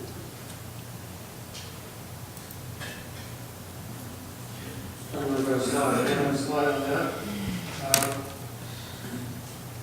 Our open enrollment policy that came up last week in relation, I think, mostly to kindergarten and the tuition-based half-day option. We think that we will end up with several me rephrase that. We're pretty sure that we're going to end up with an all-day kindergarten program at Pima Butte, at Santa Rosa, Maricopa Elementary School, and Saddleback, with a strong possibility that we could end up with a fourth one at Pima Butte. One reason we say that is that this is preliminary, of course, but the Ak-Chin community has requested that all-day kindergarten. That's one of their requests. One of their requests for use of the gift investment in our school district, that the all-day tuition would be paid for Ak-Chin students, and so that would open up more kindergarten classes. So we haven't finalized that yet. That is part of the memorandum of agreement that we'll be talking about. But there's a good possibility then we would have all-day kindergarten in 4 schools, which would make it pretty simple and easy to run a shuttle if there are students from Santa Cruz or Butterfield that would need to get to an all-day program. So if I understood the discussion correctly, that was the main issue. That was the main issue involving open enrollment. It involved kindergarten students and access to the all-day program. And so I can't tell you today that we are 100% certain that we can run a shuttle from any elementary school that doesn't have all-day kindergarten. But I can say that we will certainly look at that, and I think there's a good possibility we can make it happen. We've been working with Mr. Rausch and I, and Dr. Conley have been working with Fred Laguna and Janelle over there in transportation, and we've been looking very closely at the transportation schedule. And we're hoping we can make some changes. Ideally, we're hoping that we can move high school to a 7:30 start time. We're looking at that. And we're also looking at providing an early release Wednesday for the high school like the other schools. It might only be an hour at Maricopa High School. There's a lot of moving parts to get all those bus routes to work to make those changes. One way to make that happen might be to have staggered start times at elementary schools. 10 minutes, 5-minute difference between elementary schools can make a lot of, can help bus runs a lot. So what I'm trying to say is that we have a priority list of transportation changes that we're trying to make, and one would be a later start time for the high school, and the second would be early dismiss for the high school, and then assuming we get those things taken care of, then we can look at a kindergarten shuttle for the elementaries that don't have all-day kindergarten. We think it's all doable. I just can't tell you with 100% certainty tonight that a kindergarten shuttle will be available, but I can tell you that we think it looks good, we think we can make it happen, and we're working with Fred to get that transportation schedule finalized. Now, there may be more to that discussion that I missed, but that's what I had to report on. My question at the last meeting, and maybe I didn't clarify it very clearly, is the kindergarten students or parents that are requesting all-day kindergarten, essentially they don't have a choice as to what school their child is assigned to all-day kindergarten. Let's say someone in Santa Cruz wants all-day kindergarten, well then they have to go to MES or Saddleback, wherever that next school that has all-day kindergarten. The concern is we're not going to provide busing. We're telling them where their all-day kindergarten is, but we're not going to provide busing for that student from Santa Cruz to go to Saddleback. So, based on our open enrollment policy. So my question was about the shuttles, and is there any way, obviously the parents can take their kindergarten to a bus stop for Saddleback, and then the bus will take them to Saddleback. But there wasn't any way, and it sounds like you've worked through it, that if we're asking them to go to another school for all-day kindergarten, we provide the transportation. Right, and that's what I'm saying. I think there's a good chance we will have a shuttle, which I think would resolve that issue for kindergarten students. Okay. And I can bring back further information as we get further down the road on that, on the scheduling. But we are working on it and making progress. Okay. Do you think there's a possibility that we'll have enough students to do all-day kinder at least one class at all the schools? Based on enrollment, it doesn't look like Butterfield and Santa Cruz are going to make it. Maybe eventually, but doesn't look like it's going to happen this coming fall. All right, thank you. I know there's many pieces to this puzzle, and I appreciate all the time you're putting into it, all of you, to get that going. Okay. That brings us to our dress code overview, and that would be Dr. Chestnut again. I think in board docs I included both dress codes, and as you know, we have an elementary dress code for K-5, and we have a secondary dress code for 6-12. And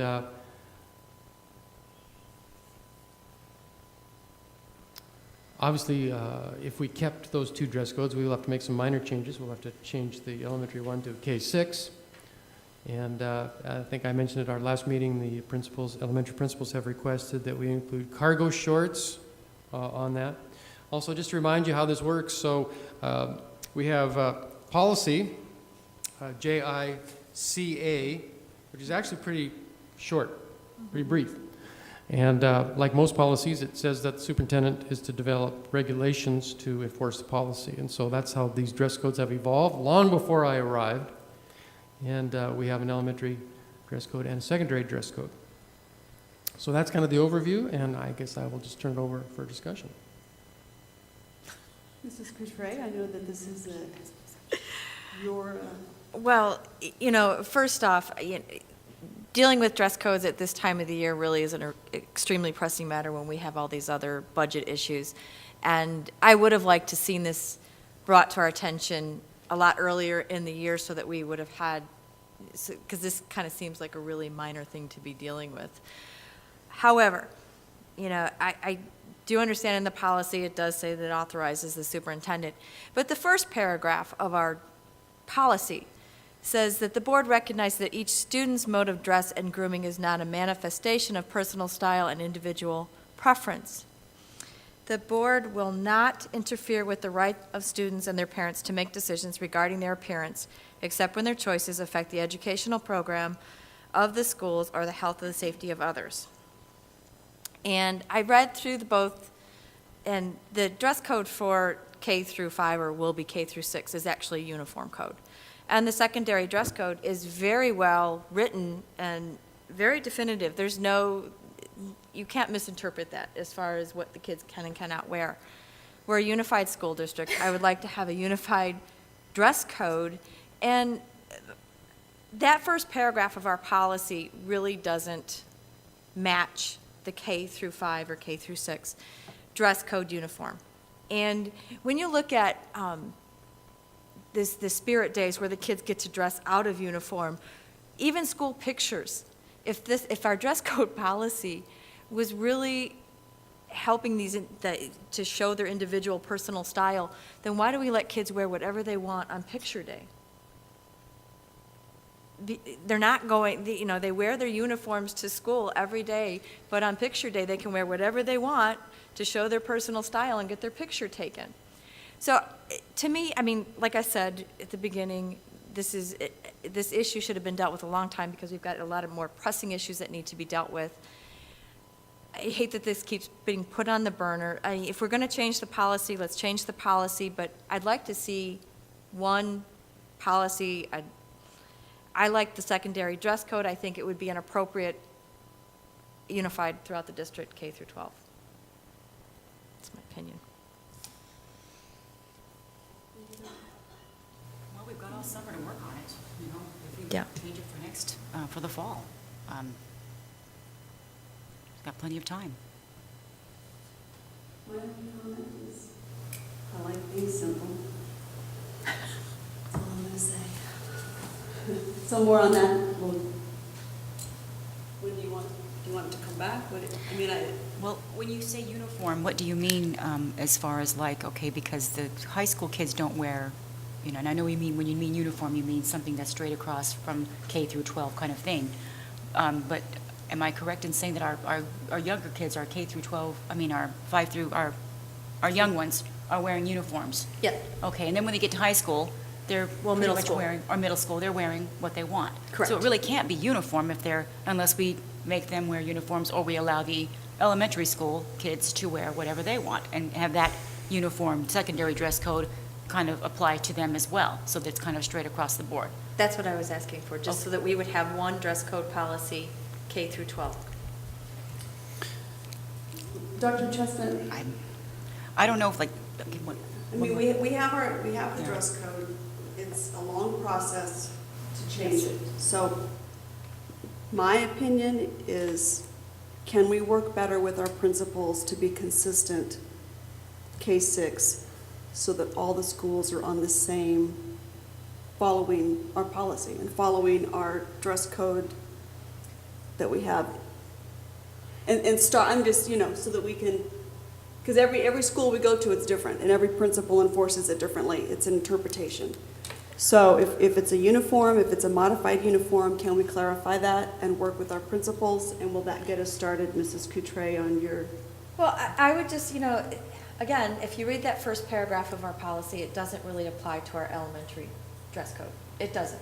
But it does say that the board authorizes the superintendent to develop those regulations. So it kind of contradicts itself when you look at it. To me, I would, I don't think we're going to get this done before this fall.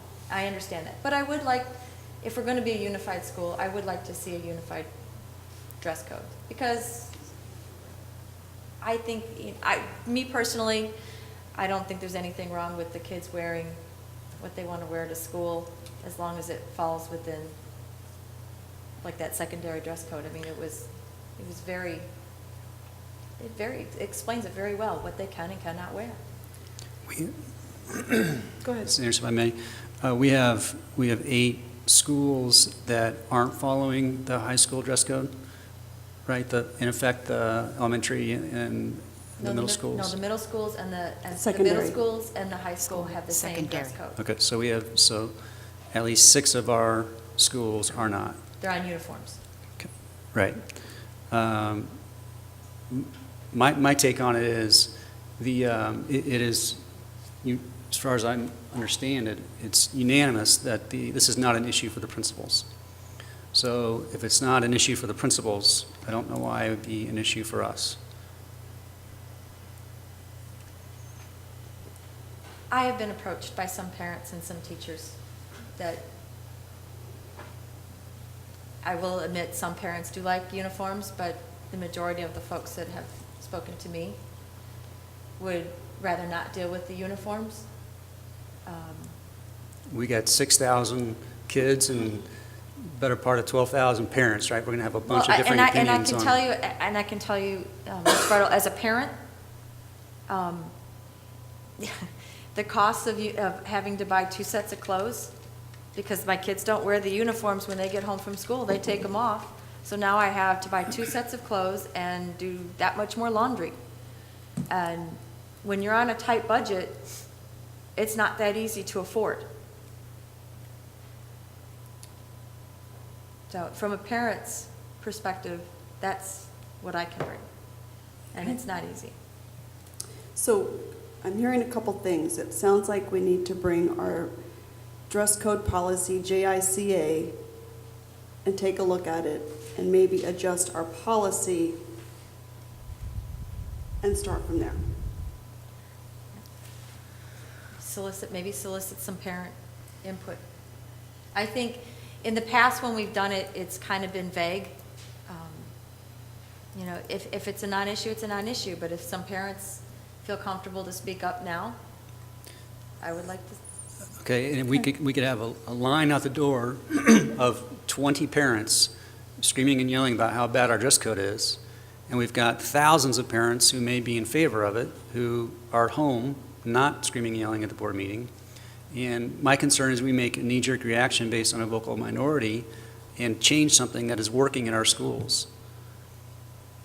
I would trust that in other issues that are economic-based, the principals and the leaders, administrators are very sensitive to those issues, just like they are in the academic realm. And I would expect this to be no different, that if the parents had issues, they bring them to their, at the end of the teachers, if they had issues as well as the parents, they would bring them to the principal. And the principal can make that decision that this is not working for them or their school, their parents, their teachers. And if we need to make a change, we do that. But I say we leave it well enough alone. So Dr. Chestnut, having heard all of the conversation, can we bring more information, look at the policy, and then also eventually the principals need to have a say in this? So does that, I don't know if you need direction to, I mean, this is going to be, I mean, it's a heated topic, whether you're one way or the other. So You did solicit input of the principals, correct? Right, and I think I pretty well reflected that to you. They like it. They don't get a lot of complaints about it. It works. They think they have a good mechanism in place to help families that might need assistance with uniforms, in the sense that old, well-loved uniforms are kind of returned to the school and laundered and made available and that kind of thing. So, I mean, from their viewpoint, it's working.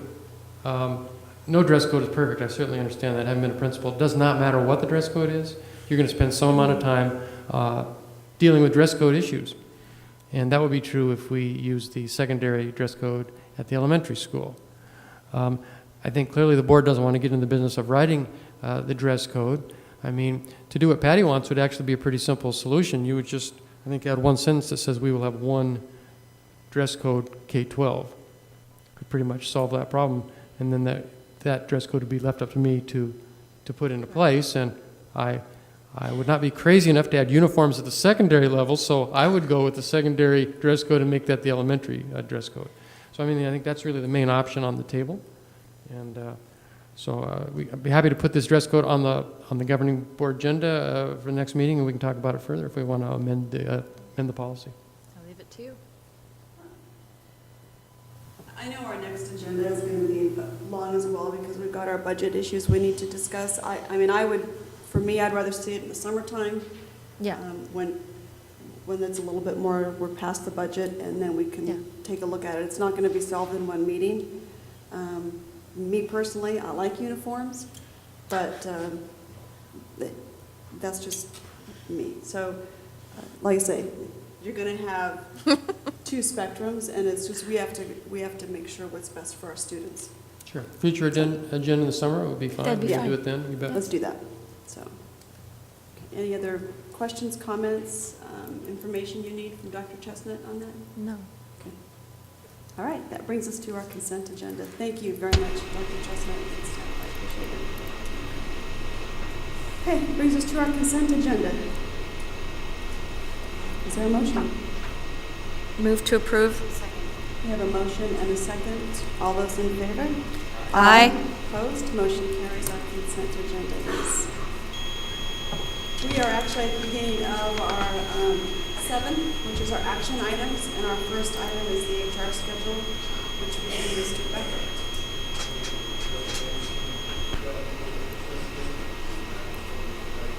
The personnel schedule, as well as an attachment that lists our certificated and our administrative staff that we're renewing for the 2013-14 school year. And I will take your questions. This is staff and administrators for the 2011. They're the ones who have said yes. These are, President Anderson, these are actually people we're going to extend contracts to. Okay. But we haven't extended the contracts yet? Contracts will be going out tomorrow, pending tonight's board action. How long can we? No, just kidding. Any other questions? Motions? Okay, we have a motion to approve in a second. Is there any discussion? Okay, all those in favor? Aye. Opposed? Motion carries. Thank you, Mr. Becker. Thank you.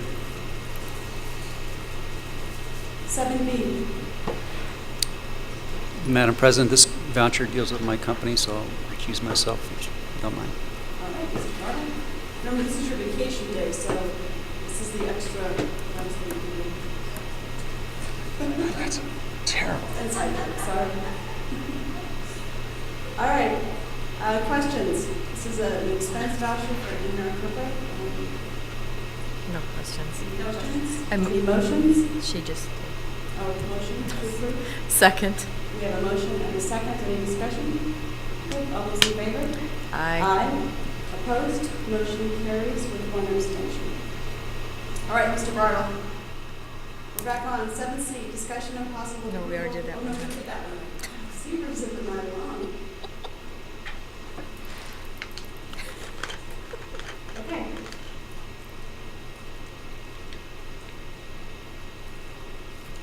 This is 17, discussion of possible approval on a date and time, oops, I don't know, a date and time, to hold a public meeting to consider the closure of Maricopa Online, beginning with the school year 2013-14. Notice will be given to the public for at least 10 days in advance of the future meeting, where reasons for and against the closing of the school will be heard, and the governing board will vote regarding the closing of the school. Dr. Chestnut, did you have any additional information for us on this? Okay.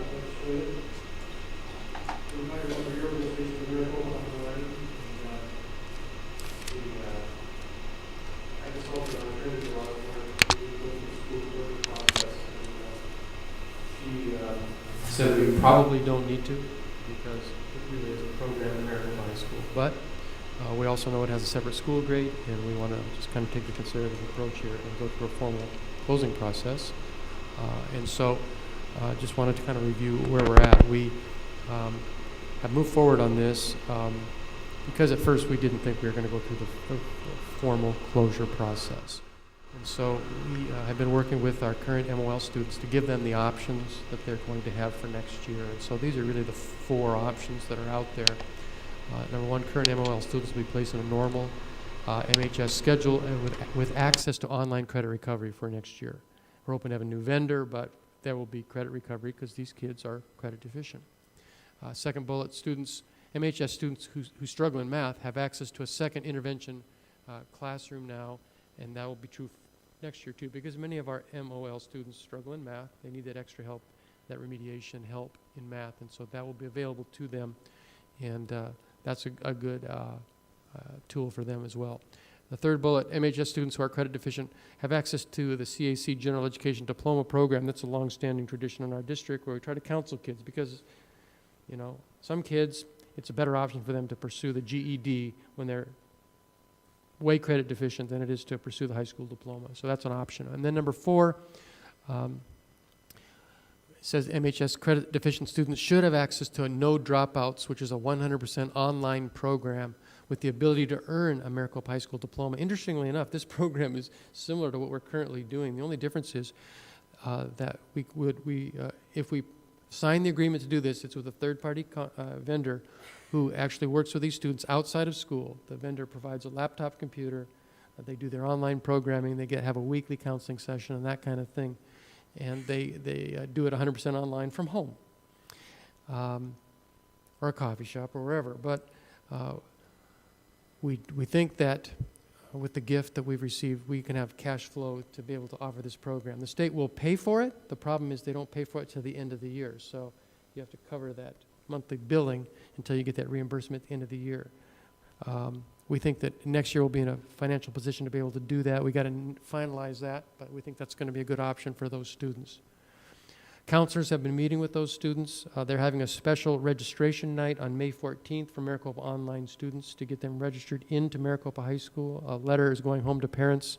I saw the draft letter today. I assume it went in the mail today or it'll go in the mail tomorrow because May 14th is coming up quickly. And that'll be another way for parents to be involved in this process of transitioning over from MOL to Maricopa High School. So that's the plan at this time. And then our policy also talks about, I keep pressing the wrong button here, that when we close a school, we do need to look at demographic information. So one thing that I forgot is that Maricopa Online is actually serving a handful of students in grades 7 and 8. And these are home-based students doing coursework online. A total of 2 at grade 7 and 8 at grade 5. And then, of course, our biggest numbers are in grades 10, 11, and 12, currently serving 121 students in Maricopa Online.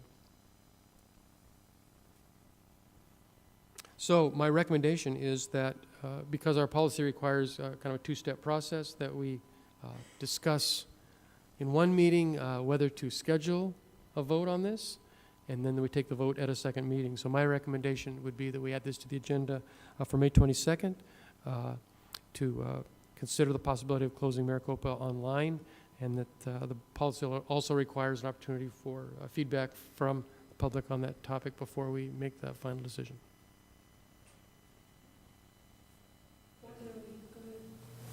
I move that we accept the superintendent's recommendation and have this at the May 22nd meeting. We have a motion and a second for May 22nd. Any last discussion? All those in favor? Aye. Aye. Opposed? Motion carries. Our public meeting for MOL closure discussion will be May 22nd during the governing board meeting.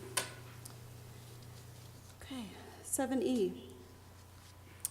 This actually is our revision of our budget for 2012-13. And so because we're revising it, we need to officially open a public hearing. So I need to ask for a motion. A motion to open the hearing? To officially open a public hearing to discuss the revision for the budget. I move that we open the hearing to discuss the budget revision. We have a motion and a second. All those in favor? Aye. Motion passes. We are now officially in a public hearing for the adoption of the budget revision for 2012-2013.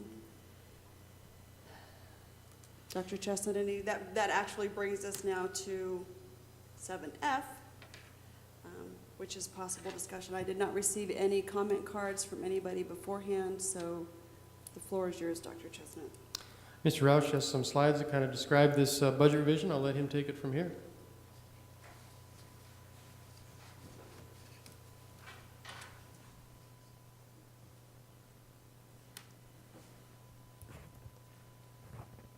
President Anderson, members of the board, Dr. Chestnut, briefly go over the budget revision, and it's our second budget revision where we do some transfers.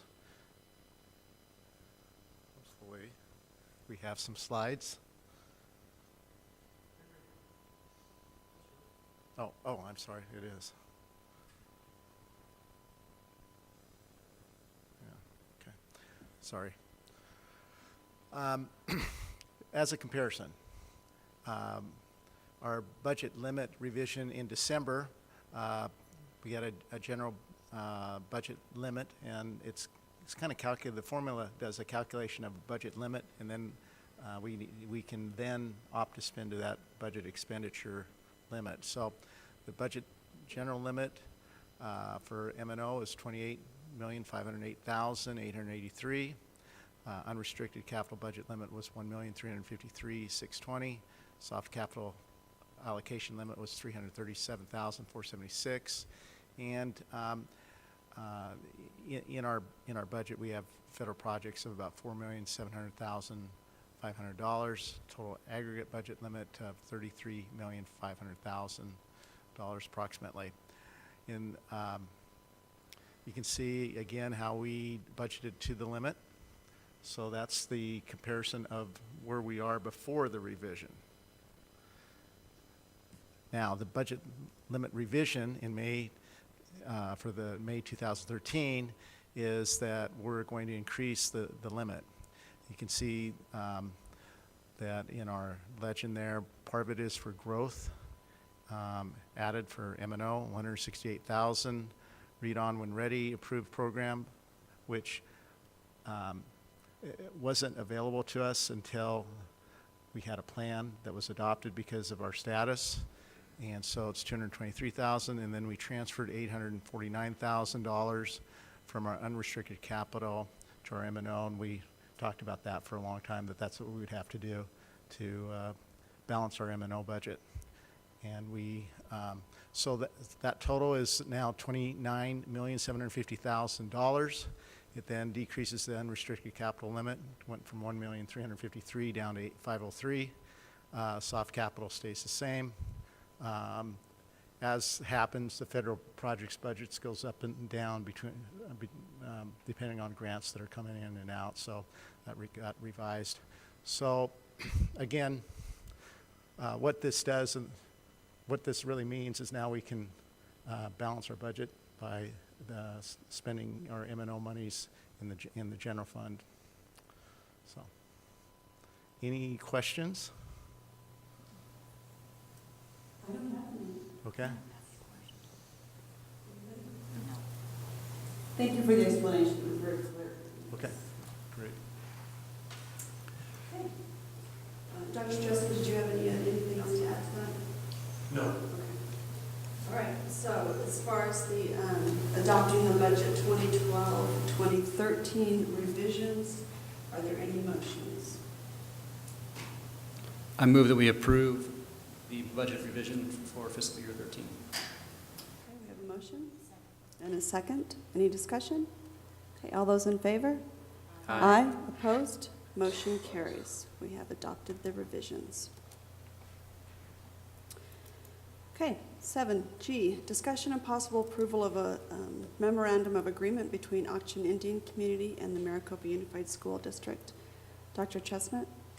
As a reminder, once again, this is, has nothing to do with the funding. This has to do with to formalize our relationship, and Dr. Conley is really the brains behind this, so I will turn it over to her and ask her if she could maybe give a little overview.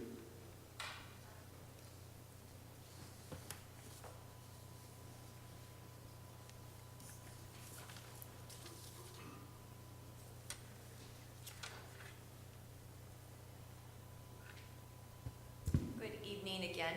The MOA that we are entering into and that we've been working on establishes some very clear, defined guidelines that we're responsible in fulfilling, and then the education department with Auction is responsible for fulfilling. We are very fortunate to have 4 Auction education liaisons in three of our schools, and they have specific job descriptions within the education department in the Auction Indian community, and it formalizes information that we can share with them freely and information that they can share with us freely. So in working in other districts that have worked with Indian communities, there's oftentimes an education department, and then they come into a public school setting and want information for all of the students. Because of our FERPA laws, and we have to make sure that we're following those, we have created an avenue where we can receive the parent signature through the Auction Indian community. We keep a filing system with them. It's a collaboration effort, and then we can easily share data from attendance to discipline, grades, anything that is affecting their student achievement, we'll be able to freely share with them without violating any FERPA codes. It establishes some very clear, here's some expectations that the MUSD will fulfill, and here's expectations that we hope to be able to collaborate with the Auction Indian Education Department. Anything to add, Dr. Chestnut? Any other questions?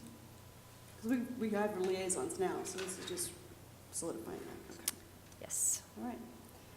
Thank you, Dr. Connolly. All right, any motions? I move that we approve the memorandum of agreement between Auction and MUSD. Second. We have a motion and a second to approve the MOA. Any last-minute discussion? Okay, all those in favor? Aye. Opposed? Motion carries. The MOA is approved. Okay, I just want to answer your question that I gave you earlier, that how many counties are in the state of Arizona? There's 15. Can you read them off? That's for you for the next board meeting, so you have until the 22nd. Google. Thank you very much for staying. Thank you for being a part of our district. Do we have a motion to adjourn? Motion to adjourn. Second. We have a motion and a second. All those in favor? Aye.